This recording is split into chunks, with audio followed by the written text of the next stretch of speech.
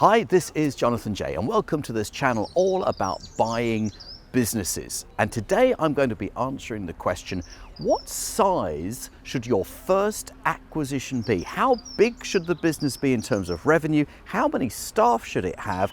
And where should it be located? People on my business buying courses come to me for guidance on how large the business should be when it's their first acquisition. No one ever asks this after the first acquisition, but for the first deal, how large should the business be? Well, here are a couple of guidelines that I hope that you find useful. The first thing to remember is quite often smaller businesses are owner managed. So when the seller of the business, the owner of the business who sells to you departs, that leaves a void in the management structure of the business that needs to be filled.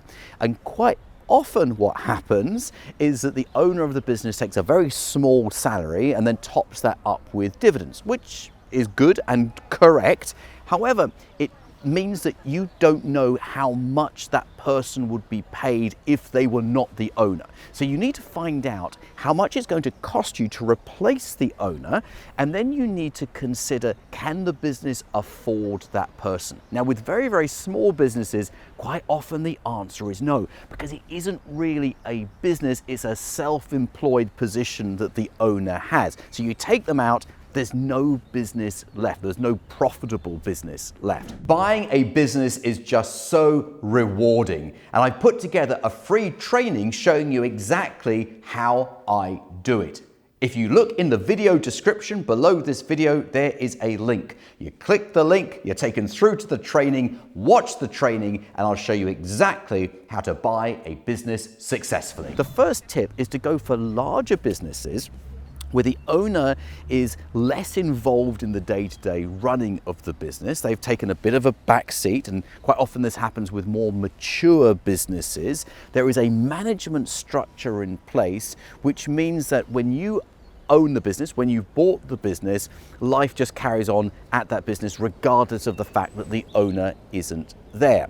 So we're now looking at businesses that typically are turning over several £100,000, the upper 100,000, 200, 5,000, 700, 800,000, and we're probably aiming towards about £1 million of revenue. You see, a business that's producing £1 million of revenue has got something right. They have got a formula for finding customers, converting those prospects to customers, and hopefully keeping those customers and getting repeat business. So they've got a formula that is proven by the level of revenue. And this is why, of course, larger businesses are always worth more than smaller businesses, because they clearly have something right. They've got a formula for success. So we're now looking at businesses that get out of the low hundreds of thousands into the larger figures. Now, there are exceptions, and I've done other videos on this channel about the exceptions when those small businesses could be very good businesses to buy, but typically not your very first acquisition.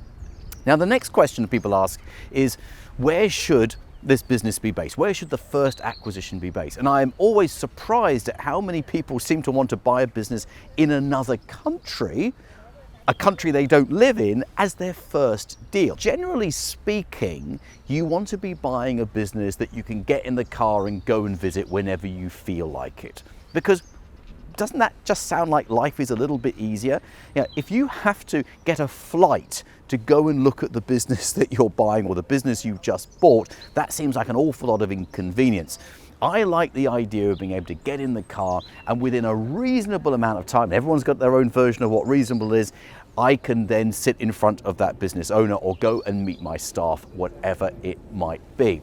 So when you're searching for a business to buy, why not start in your own town and then widen the search parameters outwards over time, rather than saying the first business I'm going to buy is actually going to be 700 miles away and I have to do an overnight stop just to get there. When buying a business, you need a great lawyer on your team. So why not use mine? His name is John Andrews and his details are on the screen. This guidance around the first business to buy is really, really important. I spend a lot of time helping people find the right business to buy first off, because if you get the first acquisition wrong, then everything else becomes harder later on.